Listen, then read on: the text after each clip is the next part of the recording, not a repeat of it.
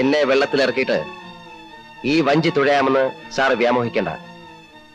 ഈ വള്ളം ഞാൻ മുക്കും. 20 MLA മാർ എന്റെ കയ്യിലാണ്.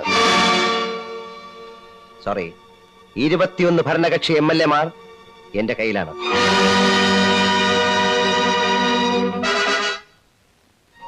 എന്നെ തൊട്ടാൽ നാളെ പ്രതിപക്ഷത്തിന്റെ അവിശ്വാസ പ്രമേയം വരും. ഈ വള്ളം മുങ്ങും.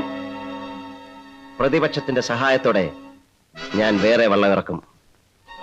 ഞാനായിരിക്കും അതിന്റെ അമരക്കാരൻ. ഞാൻ മുഖ്യമന്ത്രിയായാൽ പിന്നെ നിങ്ങളുടെയൊക്കെ അന്ത്യമായിരിക്കും. എനിക്ക് മേല് കീഴ് നോക്കാനില്ല. നിങ്ങൾ കവലച്ചട്ടമ്പയാണെന്നല്ലേ പറഞ്ഞത്?